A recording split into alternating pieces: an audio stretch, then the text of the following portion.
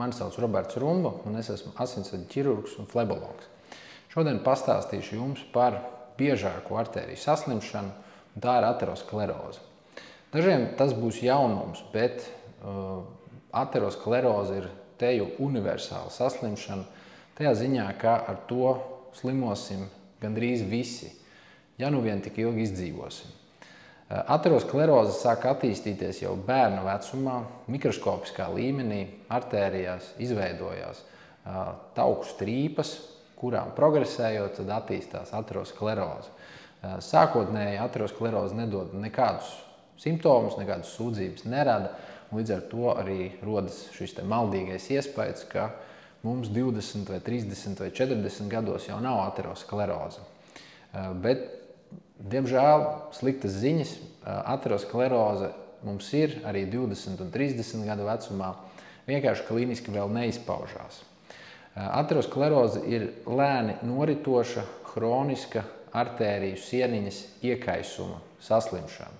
Tātad artērijas sieniņā veidojās iekaisums, tā rezultātā asinsvadu sieniņā nokļūst zema blīvuma lipoproteīna, holesterīna daļiņas, un tur aizsāk šo iekaisumu kaskādi, kuras rezultātā ar vien vairāk un vairāk no asinīm akumulējās iekaisuma šūnas, tauki, kalcijs un izveidojās tā saucamā aterosklerotiskā plātne, jeb panga.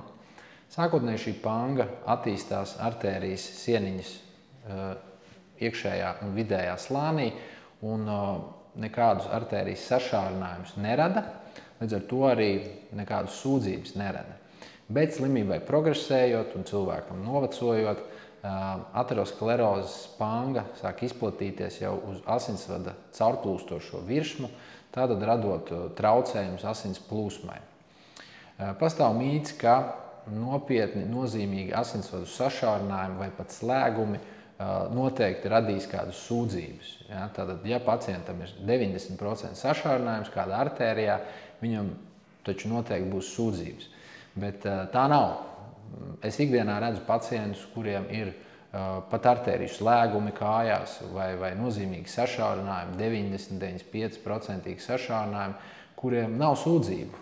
Tātad tas viss ir atkarīgs no tā, kura asinsvadu gultne ir skarta ar aterosklerozi, kāds ir cilvēka vispārējais stāvoklis, aktivitāte, kompensatorās spējas organismam veidot apved ceļus un arī dažādiem citiem faktoriem.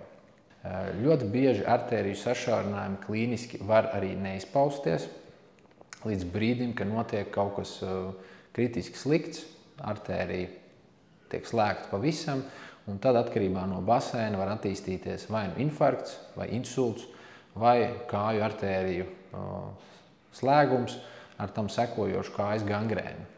Un, līdz ar to ir ļoti svarīgi saprast aterosklerozi, saprast tās riska faktorus un laicīgi rīkoties, lai aterosklerozi maksimāli nepieļautu.